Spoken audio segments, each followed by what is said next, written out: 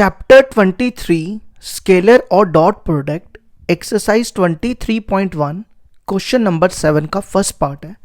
First part देखो क्या दिया है, dot product of a vector with i plus j minus 3k, i 3j minus 2k and 2i plus j plus 4k are 0, 5 and 8, find the vector.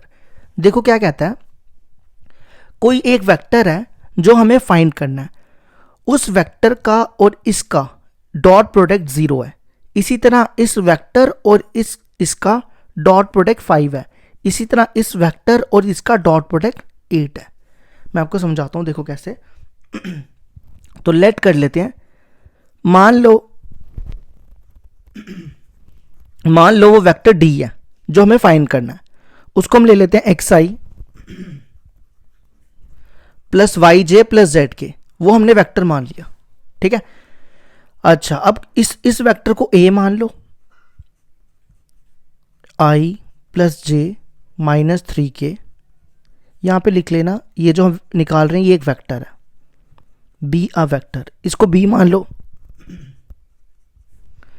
i plus 3j minus 2k और इस vector को c मान लो, 2i plus j plus 4k, ठीक है। अब question देखो क्या कहता है। क्वेश्चन कहता है कि d और a का dot product, d dot a vector का डॉट प्रोडक्ट 0 के बराबर है, ठीक है। इसी तरह क्वेश्चन आगे कहता है d और b का डॉट प्रोडक्ट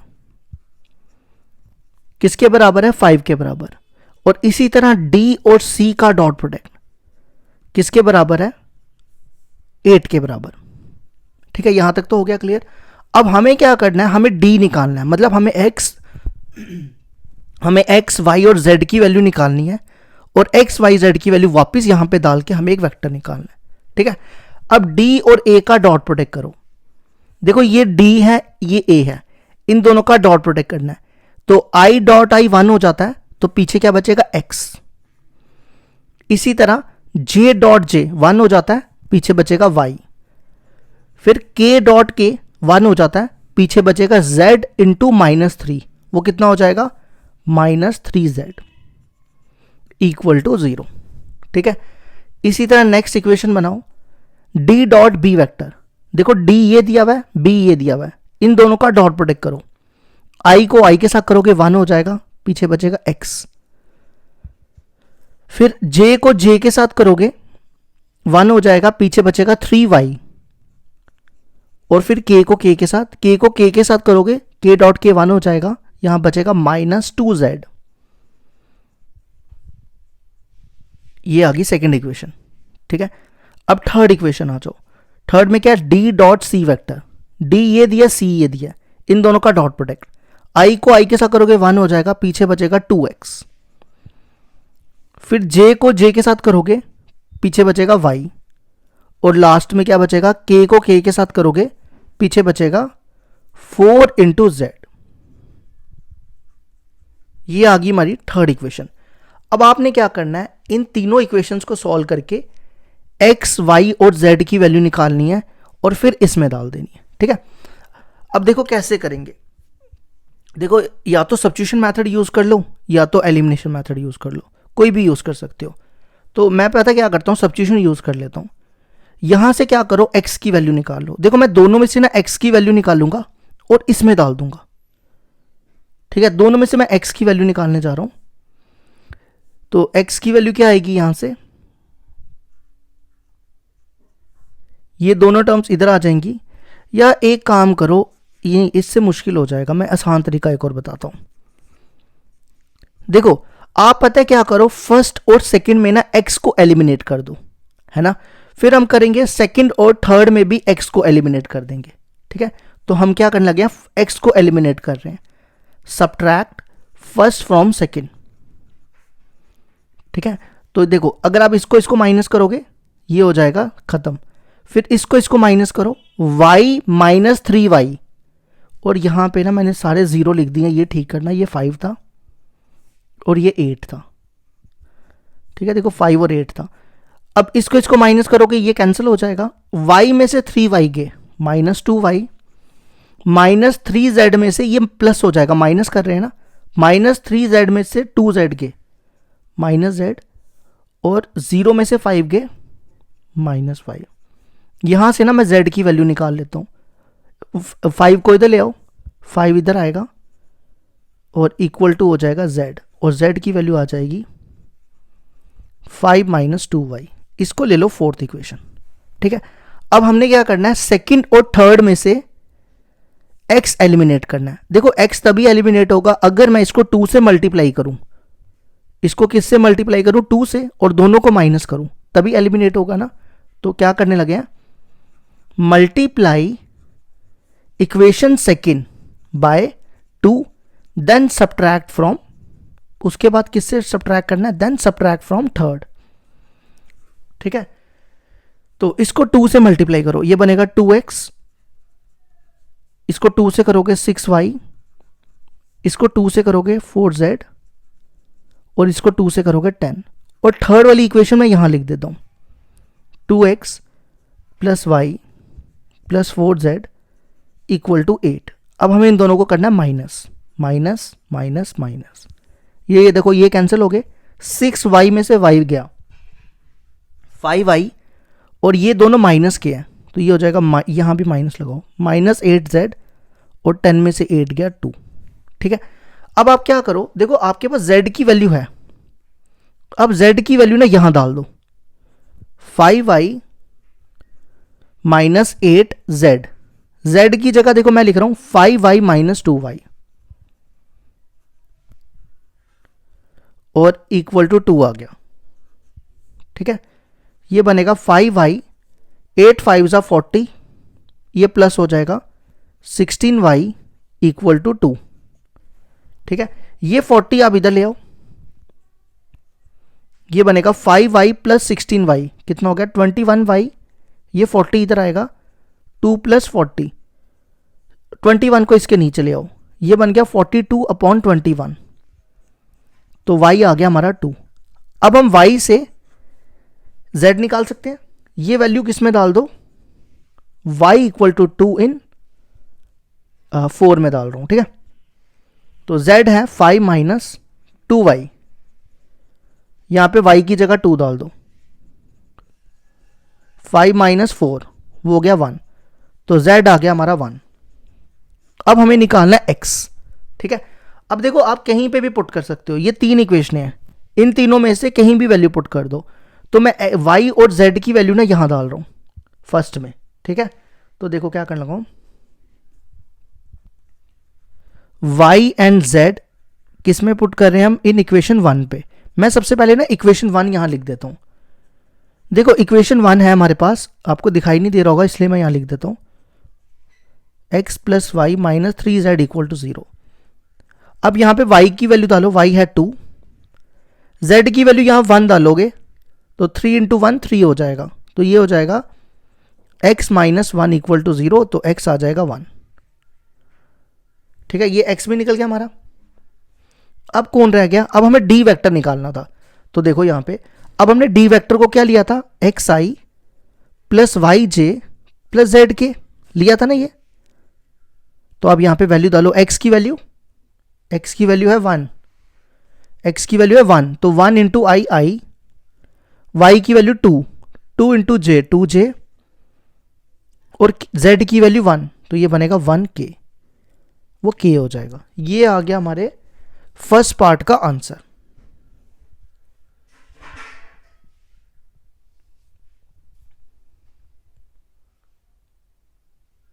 क्वेश्चन नंबर 1 का सेकंड पार्ट भी बिल्कुल सेम है, मैं कर देता हूं लेकिन मैं थोड़ा सा ना अब जल्दबाजी में करूंगा। ठीक है, अब समझा तो मैंने दिया ना। तो देखो आपने क्या करना है, पहले तो लेट कर लेना डी वेक्टर, आपको जो फाइंड करना है वो हो जाएगा xi + yj + zk। ठीक है, इसको a वेक्टर मान लो, i - j + k, फिर उसको b मान लो,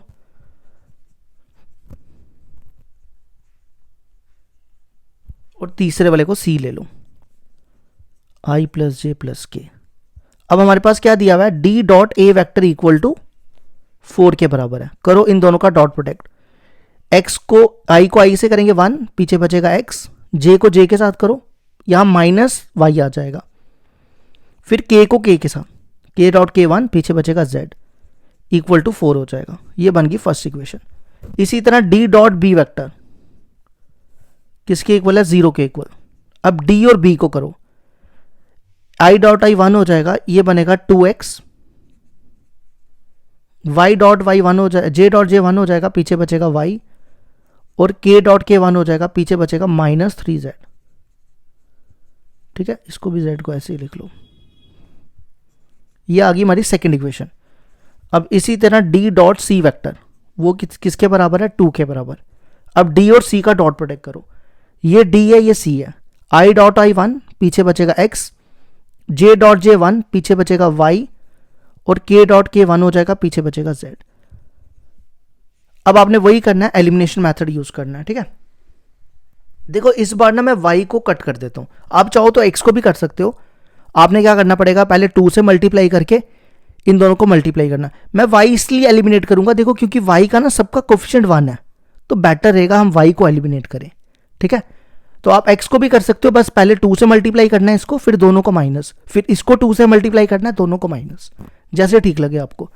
ये देखो दोनों सेम है, और मैं इनको ऐड करूंगा। ठीक है, एडिंग 1 and 2, तो ऐड करने से क्या होगा, x प्लस 2x 3x हो जाएगा, ये y कैंसिल हो जाएगा, और यहां देखो z minus 3z minus 2z, और 4 माइनस 0 4, यहां से किसी एक की वैल्यू निकाल लो, 3x की वैल्यू निकाल लो, वो बनेगा 4 प्लस 2z, और x की वैल्यू यहां से आ जाएगी 4 प्लस 2z अपॉन 3। ये आ गई हमारी फोर्थ इक्वेशन। अब मैं इन दोनों का y सेम है, इस बार मैं इनको माइनस करूंगा, तभी ये कैंसिल होंगे। सब्ट्रैक्ट सेकेंड फ्रॉम थर्ड, करो इनको माइनस, 2x में से x क्या x, y कैंसिल, ये देखो ये माइनस का हो जाएगा जब आप माइनस करोगे, तो -3z minus z minus 4z। मैंने यहाँ पे गलती की हुई है, यहाँ पे क्वेश्चन में 2 था, देखो मैंने 0 लिख दिया हुआ है, ये 2 है। ठीक है, 0 माइनस 2 माइनस 2। अब आप यहाँ पे क्या करो, आपके पास x की वैल्यू है ना, यहाँ डाल दो, 4 plus 2z upon 3 minus 4z equal to -2। LCM लो इसका, 3 LCM, 4 plus 2z minus 12z equal to -2। ये बनेगा -10z -6। ठीक है, अब क्या करो, इस 4 को इधर ले जाओ, ये 4 इधर आएगा तो -6 -4 -10 हो जाएंगे, ये -10 कैंसिल, z1 आ गया। अब z की वैल्यू यहां डाल दो, z की वैल्यू किस में डाल रहे हैं हम, फर्स्ट में, तो ये बनेगा x equal to 4 plus z की जगह 1, 2 इंटू 1 अपॉन 3, कितना हो गया, 4 प्लस 2 6, 6 अपॉन 3 2। ठीक है, अब कौन रह गया, y की वैल्यू किसी एक इक्वेशन में डाल दो, इन तीनों में से किसी में भी डाल दो, थर्ड में डाल दो, फर्स्ट में डाल दो, किसी में भी डाल दो। थर्ड में डाल देता हूं क्योंकि थर्ड आपको दिख रही है ना, तो x एंड z किस में डाल रहे हैं हम, थर्ड में। तो यहां पे देखो क्या, x की जगह 2, फिर y फाइंड करना है, z की जगह 1 और इक्वल टू 2, तो ये 2 और 2 काट दो, इस यहां पे बचेगा 1 बचेगा, नहीं 1 नहीं बचेगा, सॉरी 0 बचेगा, 0 बचेगा, तो y प्लस 1 इक्वल टू क्या हो जाएगा, 0, तो y हो जाएगा -1। अब हमें निकालना था डी वेक्टर, डी वेक्टर को हमने लिया था xi plus yj plus zk। अब x वेक्टर देखो कितना है, 2, x आ गया 2i, y है -1 माइनस j, और z है 1k। ये आ गया हमारे सेकंड पार्ट का answer.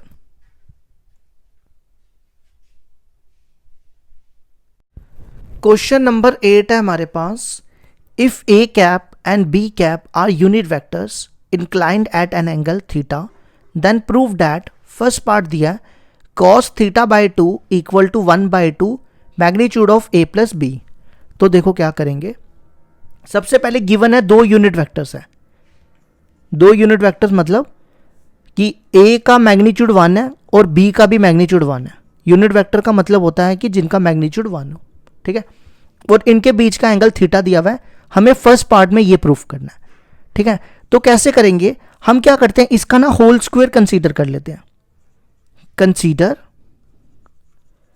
Magnitude of A plus A cap plus B cap का होल स्क्वायर कंसीडर कर लिया, ठीक है। अब आप यहां पे ए प्लस बी का होल स्क्वायर लगाओ, क्या होता है, A square plus B square plus 2ab।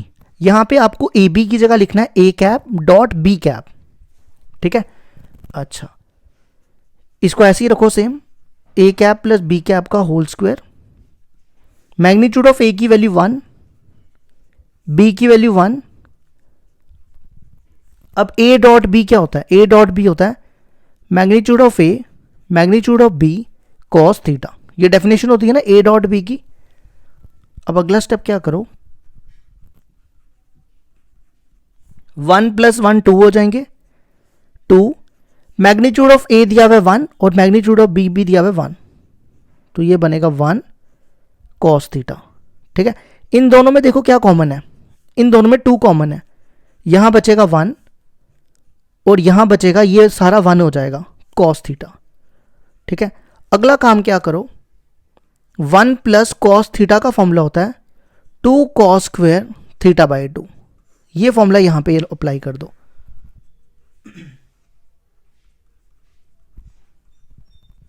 देखो ये बनेगा 2, 1 + कॉस थीटा का formula 2 cos square theta by 2। ये बनेगा 2 2 ज़ा 4 कॉस स्क्वायर थीटा बाई 2। इन दोनों का ना स्क्वायर बाहर निकाल रहा हूं, देखो मैं ऐसा लिख रहा हूं इसको, 2 कॉस थीटा बाई 2 का होल स्क्वायर, ठीक है। अब नेक्स्ट स्टेप क्या करो, ये यहां पे लिख देते हैं 2 कॉस थीटा बाई 2 का होल स्क्वायर। अब ये जो स्क्वायर है ये इस तरफ ले आओ, तो उस तरफ आके क्या बनेगा, स्क्वायर रूट बन जाएगा, है ना। तो ये बनेगा 2 कॉस थीटा बाई 2 का होल स्क्वायर, ये और ये कट जाएगा, तो पीछे बचेगा ए कैप, इसका मैग्नीट्यूड लिखो, plus B cap equal to 2 cos theta by 2, cos theta by 2। इस 2 को ना इधर ले आओ, पहले मैं लिख रहा हूं कॉस थीटा बाई 2 और 2 को इसके इधर ला रहा हूं, 1/2 magnitude of A plus b. आप चेक करो, फर्स्ट पार्ट में यही प्रूफ करना था। ये देखो फर्स्ट पार्ट हो गया हमारा प्रूफ, ठीक है। अब ये हमारा फर्स्ट पार्ट का प्रूफ हो गया। अब आप आ जाओ सेकंड पार्ट पे। सेकंड पार्ट पे हमें प्रूफ करना है tan theta by 2 equal to ये और ये, ठीक है। अब देखो हमने सबसे पहले a प्लस बी कंसीडर किया था, a प्लस बी जब हमने निकाला तो वो ये बना, है ना। अब हम क्या करते हैं, a माइनस बी को कंसीडर करते हैं। सेकंड पार्ट के लिए हम क्या करने जा रहे हैं, फिर दोनों को डिवाइड कर देंगे, ठीक है। सेकंड पार्ट के लिए हम कंसीडर कर रहे हैं A cap minus B cap का होल स्क्वायर कंसीडर कर रहे हैं, ठीक है। जैसे हमने यहाँ पे प्लस के लिए होल स्क्वायर कंसीडर किया था ना, अब माइनस के लिए कर रहे हैं। ये बनेगा मैग्नीट्यूड ऑफ ए का square plus magnitude of B का square plus minus 2a cap dot B cap. इसको सेम रखो, मैग्नीट्यूड ऑफ ए और मैग्नीट्यूड ऑफ बी 1 दिया हुआ है, तो यहाँ पे लिखो 1 का स्क्वायर और 1 का स्क्वायर, और यहाँ पे a डॉट बी की definition, magnitude of a magnitude of b cos theta. ये बनेगा 1 + 1 2 माइनस 2, इसकी वैल्यू 1, इसकी वैल्यू भी 1 और कॉस थीटा, ठीक है। ये बनेगा a माइनस बी का होल स्क्वायर। इन दोनों में 2 कॉमन निकाल लो, यहाँ बचेगा 1 और यहाँ बचेगा, ये पूरा 1 हो जाएगा, तो 1 × कॉस थीटा, ठीक है। अब देखो 1 माइनस कॉस थीटा का फॉर्मूला होता है 2 साइन स्क्वायर थीटा बाई 2, ठीक है। तो ये फॉर्मूला यहां लगा दो, 2 साइन स्क्वायर थीटा बाई 2, ये बनेगा 2 2 ज़ा 4 साइन स्क्वायर थीटा बाई 2। ठीक है, तो ये आ जाएगा A cap minus B cap का होल स्क्वायर। इसको ना ऐसे लिखो, 2 साइन थीटा बाई 2 का होल स्क्वायर, ऐसा बन जाएगा। ठीक है, ये स्क्वायर उधर ले जाओ, ये स्क्वायर उधर ले जाओगे तो ये बनेगा under root 2 sine theta by 2 का होल स्क्वायर, ये और ये कट जाएगा। ठीक है, तो यहाँ पे आ जाएगा A cap minus B cap equal to 2 sine theta by 2। ठीक है, अब देखो एक इक्वेशन ये बन गई और एक इक्वेशन हमने इससे पहले निकाली थी, ये देखो ए प्लस, ये मैं यूज कर रहा हूं यहां पे। तो हम क्या यूज करने जा रहे हैं, A cap plus B cap equal to 2 cos theta by 2। अब आप इन दोनों को डिवाइड करो और प्रूफ हो जाएगा। डिवाइड फर्स्ट बाय सेकेंड, तो ये क्या बनेगा, इसको इसके नीचे डिवाइड कर दो अपॉन ए कैप प्लस बी कैप, इसको इसके नीचे 2 sine theta by 2 2 cos theta by 2, ये 2 और 2 कैंसिल। पहले देखो ये लिखूंगा मैं, साइन बाय कॉस क्या होता है, टैन, ये बनेगा टैन थीटा बाई 2 और ये लिख दो। देखो प्रूफ हो गया हमारे सेकंड पार्ट का भी।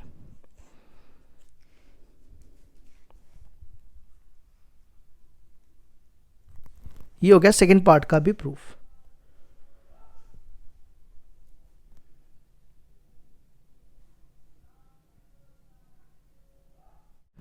क्वेश्चन नंबर 9 है हमारे पास, if the sum of 2 unit vectors is a unit vector then prove that the magnitude of their difference is √3। देखो क्या कहता है, हमें क्या करना है, 2 यूनिट वेक्टर लेने हैं, 2 यूनिट वेक्टर का सम भी यूनिट वेक्टर है। तो मान लो let A and B are 2 unit vectors. आप इस पे कैप भी लिख सकते हो, जरूरी नहीं है वेक्टर लिखना, कैप भी लिख सकते हो, जैसे ठीक लगे, ऐसे भी लिखोगे तो भी चलेगा। Are 2 unit vectors. ठीक है, अगर ये दोनों यूनिट वेक्टर्स हैं तो इनका मैग्नीट्यूड भी क्या होगा, 1 के बराबर। उसके बाद क्या आता है कि इन दोनों का जो सम है वो भी यूनिट वेक्टर है, मतलब magnitude of A plus b vector भी 1 के बराबर है। अब हमें प्रूफ क्या करना है, टू प्रूफ, हमें प्रूफ करना है कि जो इनका डिफरेंस है वो √3 होना चाहिए, मतलब ये चीज प्रूफ करनी है, A cap minus B cap equal to √3। ठीक है, तो बड़ा ही सिंपल है। आपने इसके लिए एक फॉर्मूला पढ़ा होगा, ये छोटी क्लासों में आपने फॉर्मूला पढ़ा है, मैं आपको बताता हूं। यहां पे देखो, a प्लस बी का होल स्क्वायर और a माइनस बी का होल स्क्वायर क्या बनता था, 2a square plus 2b square. अगर आपको नहीं समझ आया आप इसको खोलो, यहां पे वेक्टर नहीं रखो अभी फिलहाल, 2a square plus 2b square. अगर आपको ये नहीं समझ आया, अब इन दोनों को खोलो और यही बनेगा। ठीक है, तो मैं यहां पे लिख रहा हूं magnitude of a plus B का whole square plus magnitude of a minus B का whole square equal to 2 magnitude of a का square plus 2 magnitude of b का स्क्वायर। मैंने ये फॉर्मूला यूज कर दिया, हमें ये चीज निकालनी है। ठीक है, तो इसकी वैल्यू देखो क्या दी हुई है, 1 का स्क्वायर, इसको वैसे ही रखो, ये हो जाएगा 1 और ये भी 1 हो जाएगा और ये हो जाएगा 4। ठीक है, इस 1 को इधर ले आओ, ये बनेगा 4 माइनस 1, वो हो जाएगा 3। अब इसको ऐसे लिखो पहले, अब स्क्वायर को उधर ले जाओ। आप देखो यही प्रूफ करना था, ये बनेगा √3। देखो मैंने पहले ही बता दिया था। ठीक है,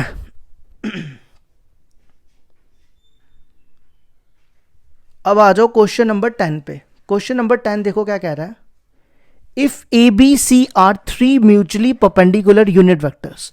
हमारे पास गिवन दिया हुआ है कि ए बी सी तीन यूनिट वेक्टर है। यूनिट वेक्टर मतलब तीनों का मैग्नीट्यूड 1 के बराबर है। ठीक है, ये हमारे पास गिवन है। और उसके बाद क्या आता है, तीनों म्यूचुअली परपेंडिकुलर है। म्यूचुअली परपेंडिकुलर का मतलब होता है कि डॉट प्रोडक्ट 0 के बराबर, मतलब ए डॉट बी, ये मैंने आपको कल वाली वीडियो में बताया था ना, परपेंडिकुलर का मतलब a dot B vector equal to 0, b dot c vector equal to 0, फिर c dot a vector equal to 0। अब हमें ये चीज प्रूफ करनी है, then prove that magnitude of A plus B plus c equal to √3। तो देखो कैसे करेंगे प्रूफ। मैं इसका ना स्केयर कंसीडर कर लेता हूं। Consider A plus B plus C का होल स्क्वायर। क्या होता है ए प्लस बी का होल स्क्वायर? ये तो सबको आता ही होगा। ए स्क्वायर, नहीं आता तो यहां देखो, b square plus c square plus 2ab, 2ab मतलब 2a dot b plus 2b dot c plus 2c dot a. ठीक है,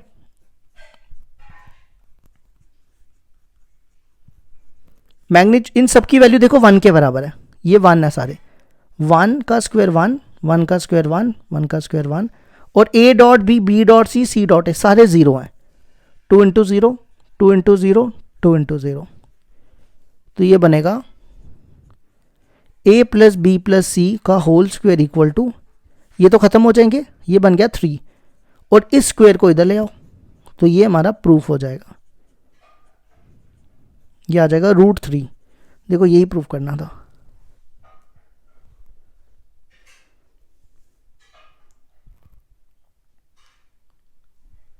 अब आ जाओ क्वेश्चन नंबर 11 है हमारा। If magnitude of a plus b equal to 60, magnitude of a minus b equal to 40, magnitude of b equal to 46, हमें क्या निकालना है? Magnitude of a। ठीक है, तो वही सेम फॉर्मूला मैंने जो पहले बताया, कंसीडर, क्या फॉर्मूला बताया था? a प्लस बी का होल स्क्वायर फिर a माइनस बी का होल स्क्वायर इक्वल टू क्या बताया था? 2a square plus B square. ये फॉर्मूला अप्लाई कर दो। a प्लस बी की वैल्यू देखो कितनी है? 60, 60 का स्क्वायर, a माइनस बी की वैल्यू 40 का स्क्वायर, फिर a की वैल्यू, a तो निकालना है, इसको वैसा ही रखो, b की वैल्यू 46 का स्क्वायर, 60 का स्क्वायर होता है 3600, 40 का स्क्वायर 1600, इसको सेम रखो, और 46 का स्क्वायर होता है 4232। ठीक है, इन दोनों को प्लस करो, कितना होगा ये आ जाएगा 5200, और इसको इधर ले आओ, -4232, 2 मैग्नीट्यूड ऑफ a का स्क्वायर, करो इनको माइनस, कितना बचेगा? ये बचेगा, ये गया 1000 से तो कम आएगा, 968। 2 को इसके नीचे ले आओ, या 2 को मैं यहां से काट दूं, ये बनेगा 484। अब इस स्क्वायर को उधर ले जाओ, ये स्क्वायर उधर जाएगा, ये बनेगा √484, और इसका रूट होता है 22, तो ये आ गया हमारे 11 का आंसर।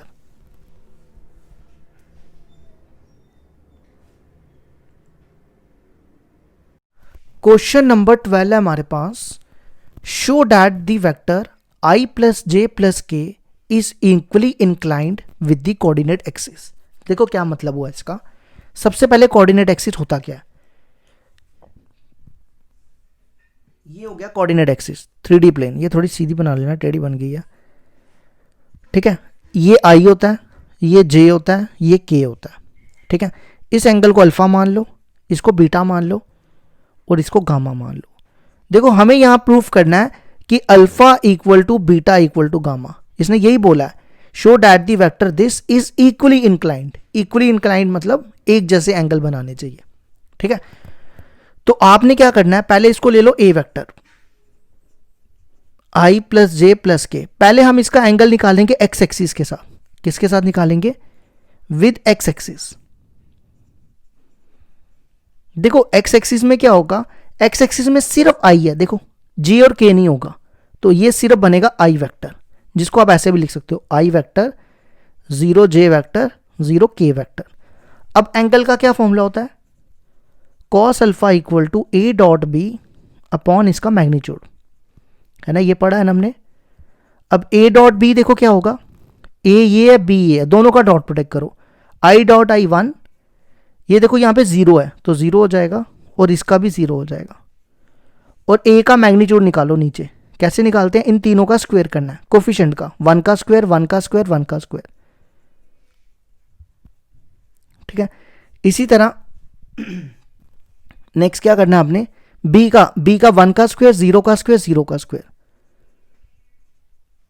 ठीक है, तो ऊपर आएगा 1 और नीचे बनेगा √3। ये बन गया हमारा कॉस अल्फा, ठीक है। और कॉस को उधर ले जाओगे, अल्फा आ जाएगा कॉस इनवर्स 1/√3। अब ऐसे ही विद वाई एक्सिस और एक्स एक्सिस जेड एक्सिस के साथ निकालते हैं।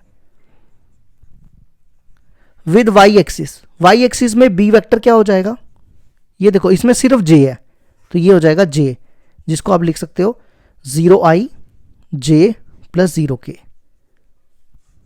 ठीक है। अब निकालो कॉस बीटा, अब एंगल है बीटा, वही सेम फॉर्मूला, यही सेम फॉर्मूला लगाना है, ठीक है।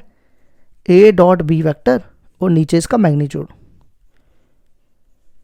अच्छा, ये a है ये b है, करो दोनों का डॉट प्रोडक्ट। यहां पे 0 है तो 0 हो जाएगा, j डॉट j 1 होता है, फिर k डॉट 0 ये 0 हो जाएगा, और नीचे वही सेम इन तीनों का स्क्वायर,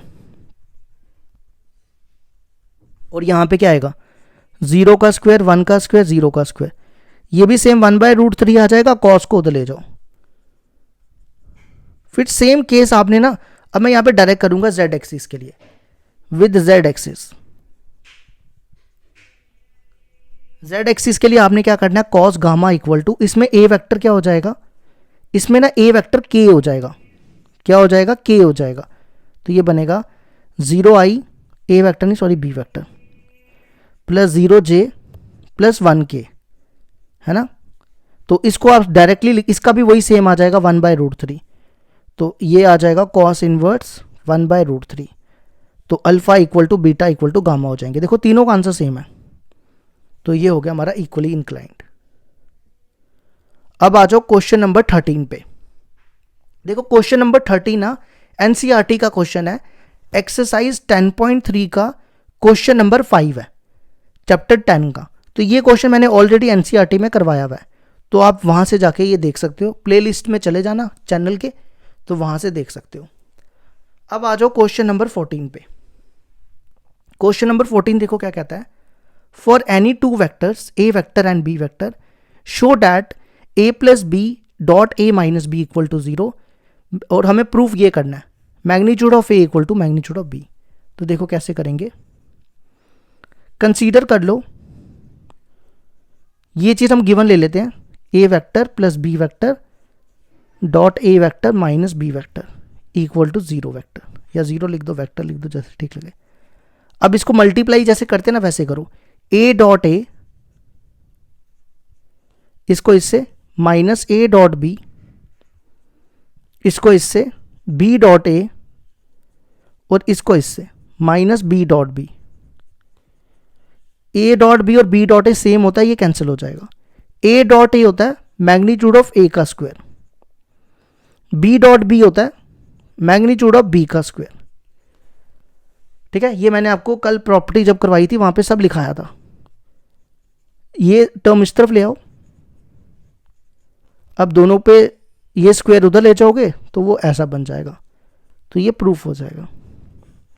ये हो गया 14 का प्रूफ।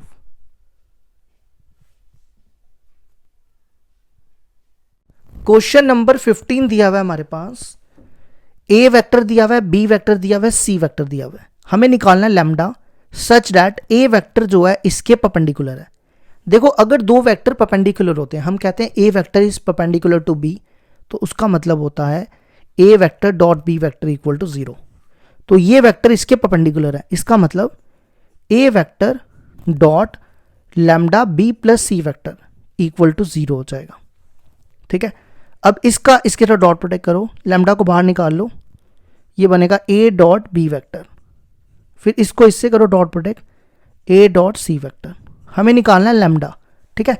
अब ए डॉट बी करो, ये ए है ये बी है, आई को आई के साथ करो, ये बनेगा आई डॉट आई 1 हो गया, पीछे बचा 2, जे को जे के साथ करो, जे डॉट जे 1 होता है, पीछे बचेगा -1, और के को के के साथ करो, पीछे बचेगा -2। इसी तरह ए डॉट सी निकालो, ए ये सी ये, आई को आई के साथ, तो पीछे रह जाएगा 2, फिर जे को जे के साथ -1 इंटू 3 -3, और के को के के साथ, यहां बचेगा -1, ठीक है।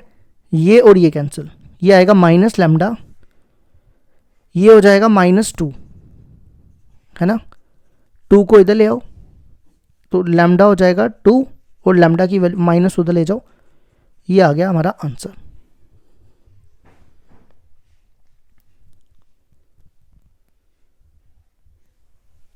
अब आज का लास्ट क्वेश्चन करेंगे, क्वेश्चन नंबर 16। क्वेश्चन नंबर 16 देखो क्या दिया है, P दिया हुआ है, Q दिया हुआ है, then find the value of lambda, lambda निकालना है, और ये चीज़ गिवन है कि P plus Q dot P minus Q are perpendicular. Perpendicular का मतलब हो गया इन दोनों का डॉट प्रोडक्ट इक्वल टू 0 होगा, ठीक है। तो सबसे पहले क्या करो, P vector plus Q vector निकालो, करो इनको plus, 5i plus i 6i, lambda I plus 3j, देखो यहां ध्यान दो, लैम्डा आई प्लस 3, नहीं लैम्डा आई थोड़ा ये j होगा, लैम्डा j प्लस 3j, देखो दोनों में j कॉमन है तो ब्रैकेट में बचेगा लैम्डा प्लस 3, ठीक है, -3 के -5 के -8 के। अब आप निकालो p vector minus q vector, दोनों को माइनस करना है, 5i में से i गया 4i, फिर इन दोनों को माइनस करोगे तो यहां पे माइनस का साइन आ जाएगा, j कॉमन निकाल लो, यहां बचेगा लैम्डा -3j, फिर -3 के माइनस कर रहे हैं, ये प्लस हो जाएगा, -3 के प्लस 5 के 2 के, ठीक है। अब इन दोनों का डॉट प्रोडक्ट, अब ये परपेंडिकुलर है तो इन दोनों का डॉट प्रोडक्ट किसके इक्वल होगा, 0 के equal, dot P vector minus Q vector equal to 0।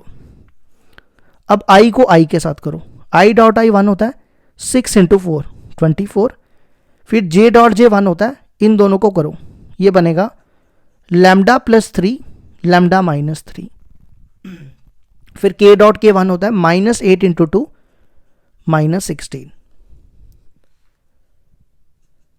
24 में से 16 के 8, ये देखो क्या बन रहा है, a plus b a minus b, ये बनेगा a square minus b square, b होगा 3 का स्क्वायर, तो पहले लिखो लैम्डा स्क्वायर प्लस 8, 3 का स्क्वायर 9, 8 में से 9 के 1, 1 को उधर ले जाओ, lambda square equal to 1, lambda equal to plus minus √1, तो वो हो जाएगा +-1। ये हो गया हमारा 16 भी कंप्लीट।